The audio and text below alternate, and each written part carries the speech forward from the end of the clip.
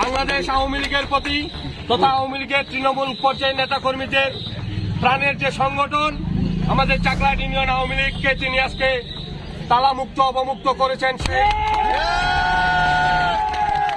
যারা এই দেশটাকে পাকিস্তান বানাতে চেয়েছিল, যারা বাংলাদেশের স্বাধীনতার পক্ষের প্রতিটি দলকে নিশ্চিহ্ন করার চিন্তা ভাবনা করে বাড়িতে অফিসে হামলা করে বন্ধ করে রেখেছিল, সেই অফিস আজকে প্রথমেই তিনি চাকলাহাট ইউনিয়ন আওয়ামী লীগ অফিস অবমুক্ত করেন। আমরা না আওয়ামী লীগ, না বিএনপি, না জাতীয় পার্টি, সকলে ঐক্যবদ্ধ হয়ে স্বাধীনতা বিরোধীদের পক্ষে থাকবো। দল মত নির্বিশেষে আমরা একভাবে আমাদের এলাকায় থাকতে চাই। আবেদন প্রধান ওনার কাছে আমাদের আকুল আবেদন, আমাদের নামে যে মিথ্যা মামলাগুলো হয়েছে অনতিবিলম্বে যেন আমাদেরকে সেখান থেকে রক্ষা করা হয়। আপনাদের সামনে কথা বলার মতো সাহস আমার নাই।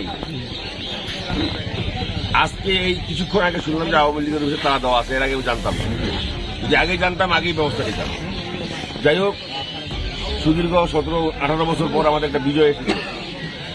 স্বাধীনতার উভয় পক্ষের শক্তিগুলো এক হয়ে একটা ম্যান্ডেট দিয়েছে, যার ম্যান্ডেটে আমরা রেকর্ড পরিমাণ ভোট পেয়েছি সারা বাংলাদেশ, এবং ইতিমধ্যে 212টা সিট আমরা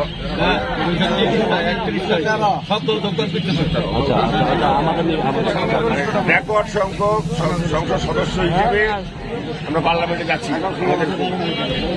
প্রিয় নেতা তারেক রহমান সাহেব একটা কথা বলছে, অহিংস বাংলাদেশ। তিনি কোনো হিংসা রাজনীতি করতে দেয় নাই, কোনো মশলার রাজনীতি করতে দেয় নাই। আমি উভয় দলের নেতা কর্মীদেরকে বলবো, প্রত্যেক দলে কম বেশি দুষ্ট প্রকৃতির লোক আছে, তাদেরকে দল থেকে বহিষ্কার করার জন্য নিজের আছে আমাদের কাছে।